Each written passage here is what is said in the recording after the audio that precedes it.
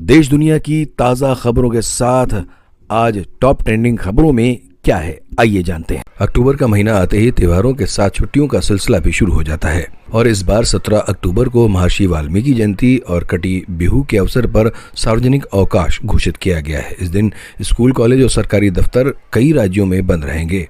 अगर आप 18 अक्टूबर को छुट्टी लेते हैं तो आप लगातार 4 दिन यानी 17 से 20 अक्टूबर का लंबा वीकेंड एंजॉय कर सकते हैं, क्योंकि 19 और 20 अक्टूबर को शनिवार और रविवार का वीकेंड है।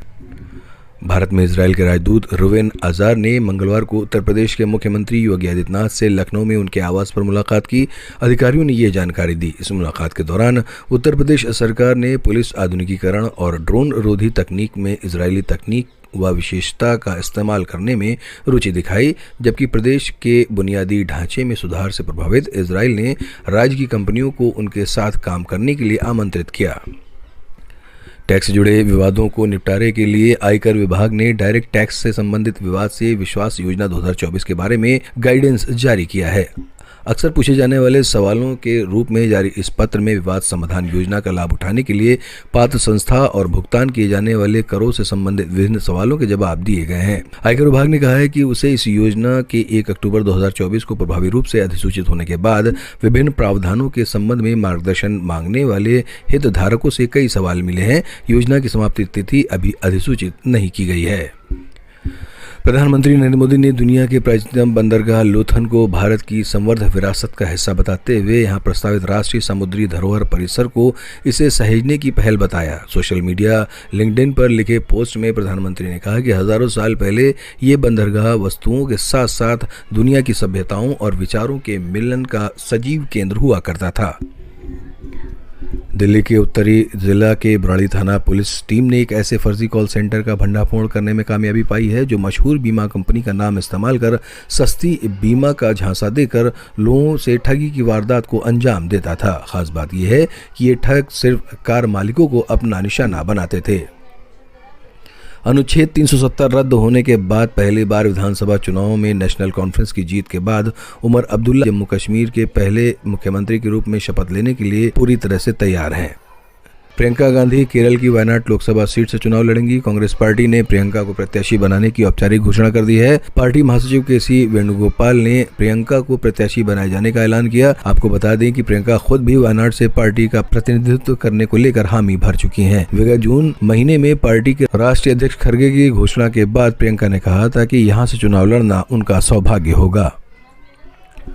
हरियाणा विद्यालय शिक्षा बोर्ड की सेकेंडरी और सीनियर सेकेंडरी के साथ DELED प्रथम प्रवेश वर्ष 2023-25 की परीक्षाएं बुधवार से शुरू होंगी। परीक्षा दोपहर 2 से शाम 5 बजे तक होंगी। बोर्ड प्रवक्ता ने बताया कि सेकेंडरी और senior secondary compartment reappear, CTP अतिरिक्त विषय व अंक सुधार विषय के अलावा DELED प्रथम वर्ष 2023 से 25 की परीक्षाओं में प्रदेश भर के 125 परीक्षा केंद्रों पर करीब 58,497 परीक्षार्थी शामिल होंगे। सेकेंडरी परीक्षा में 5,417 परीक्षार्थी शामिल होंगे, जिनमें 3,418 छात्र, 1,999 छात्राएं तथा सीनियर सेकेंडरी परीक्षा में 7,109 परीक्षार्थी परीक्षा देंगे, जिनमें 4,719 छात्र, 2,390 छात्राएं शामिल हैं।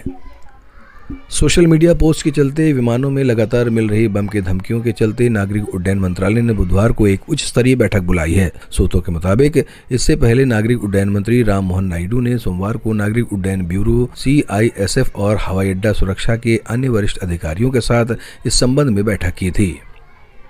मुंबई में NCP अजीत गुट नेता बाबा सिद्दीकी की हत्या की तैयारियां अगस्त महीने में शुरू हो गई थीं। लॉरेंस गोल्डी बरार के कहने पर जालंधर हरियाणा निवासी जेसी उर्फ सिकंदर को NCP की नेता की हत्या के आदेश दिए गए थे। इसके बाद जेसी उर्फ सिकंदर ने अपना सिम बदल लिया था। जेसी उर्फ सिकंदर के अपराधी साथियों की बहुत लंबी लिस्ट है। इस लिस्ट में 22 sharp shooter Lawrence Goldy Brar से निर्देश मिलने के बाद जेसी उर्फ सिकंदर ने गुरमेल बलजीत सिंह को अपने साथियों से अलग शूटरों को इंतजाम करने को कहा था। तमिलनाडु में चेन्नई समेत अन्य जगहों पर भारी बारिश से जनजीवन पूरी तरह से अस्त व्यस्त हो गया है। कॉलोनियों से लेकर सड़कों तक घुटनों भर पानी भर गया। सड़क से लेकर ट्रेन और हवाई यातायात व्यवस्था चरमरा गई। कई ट्रेनें और उड़ानें रद्द करनी पड़ी। मौसम विभाग ने अगले 2 दिन राज्य में भारी बारिश की चेतावनी दी है और कहा है कि कम दबाव का क्षेत्र अवदाब में बदल गया है और इसके 17 अक्टूबर को सुबह चेन्नई तट से गुजरने की संभावना है। लोकसभा में विपक्ष के नेता राहुल गांधी, कांग्रेस अध्यक्ष मल्लिकार्जुन खड़गे और पार्टी महासचिव प्रियंका गांधी आज श्रीनगर में नवनिर्वाचित मुख्यमंत्री उमर अब्दुल्ला के शपथ ग्रहण समारोह में शामिल होने वाले हैं। अनुच्छेद 370 निरस्त होने के बाद हुए पहले विधानसभा चुनाव में नेशनल कॉन्फ्रेंस कांग्रेस गठबंधन की जीत के बाद केंद्र शासित प्रदेश जम्मू कश्मीर के पहले मुख्यमंत्री के रूप में अब्दुल्ला के शपथ लेने का मंच तैयार है। जम्मू कश्मीर के उपराज्यपाल मनोज सिन्हा सुबह 11:30 बजे शेर कश्मीर इंटरनेशनल कन्वेंशन सेंटर में अब्दुल्ला के साथ चुने हुए मंत्रियों को पद और गोपनीयता की शपथ भी दिलाएंगे। विधानसभा चुनाव की रणभेड़ी बजने के साथ ही महाराष्ट्र के दोनों गठबंधनों सत्तारूढ़ महायुति और महाविकास अघाड़ी की चुनौतियां बढ़ गई हैं। महायुति की चुनौती जीत की हैट्रिक लगाने की है तो एमवीए के सामने लोकसभा चुनाव का प्रदर्शन बरकरार रखते हुए बीते 2 चुनाव से जारी सूखा खत्म करने का। सवाल यही है कि क्या भाजपा की अगुवाई में महायुति महाराष्ट्र में हरियाणा जैसा चमत्कार दोहरा पाएगा या फिर एमवीए हरियाणा की हार से सबक सीखते हुए इस बार बाजी मार सकेगा। शंघाई सहयोग संगठन के सम्मेलन में हिस्सा लेने के लिए विदेश मंत्री एस जयशंकर मंगलवार को पाकिस्तान के इस्लामाबाद पहुंचे। ये भारत के किसी विदेश मंत्री की तरफ से 9 साल बाद पाकिस्तान का दौरा है। जयशंकर के पाकिस्तान पहुंचने के कुछ घंटों बाद ही पाकिस्तान ने दबे मुंह से भारत के साथ द्विपक्षीय बैठक करने की इच्छा जताई है। पाकिस्तान के योजना और विकास मंत्री एहसान इकबाल ने कहा है कि यह भारत को तय करना है कि वह सम्मेलन से इतर पाकिस्तान के साथ द्विपक्षीय बैठक करना चाहता है या नहीं।